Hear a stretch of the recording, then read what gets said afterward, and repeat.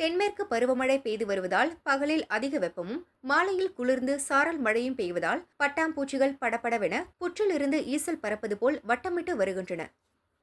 சிங்காநல்லூர், வெள்ளலூர், நமக்கு வந்து கோவை ஏர்போர்ட் இந்த பகுதிகளில் அதிக அளவான வண்ணத்து பூச்சிகளை பார்க்க முடியும். இந்த டைமில் இது வந்து மறுபடியும் பயணித்து நமக்கு வந்து பொள்ளாச்சி, ஆனமலை பகுதிகளுக்கு போகிறத நம்ம பார்க்க முடியும்.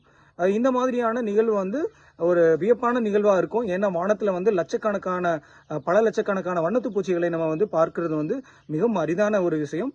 குறிப்பாக இந்த மாதிரியான காலநிலை மாற்றத்தினால நம்ம அதிகமாக பார்க்கறதுக்கு ஒரு சான்ஸ் இருக்கு. இந்த பட்டாம்பூச்சிகள் எந்தெந்த இடங்களிலெல்லாம் அதிக அளவான பூக்கள் இருக்கிறதோ, எந்த இடங்களிலெல்லாம் அதை கவர்ந்திருக்கக்கூடிய தாவரங்கள் இருக்கிறதோ அந்த இடங்களிலெல்லாம் நாம் அதிகமாக பார்க்க முடியும். இந்த எண்ணிக்கையானது ஒரு சில நாட்கள் மட்டுமே இருக்கும். அதுக்கப்புறம் அது பயணம் செய்து ஒரு அதிகபட்சமாக ஒரு வாரத்துல இந்த எண்ணிக்கை வந்து குறைந்துவிடும்.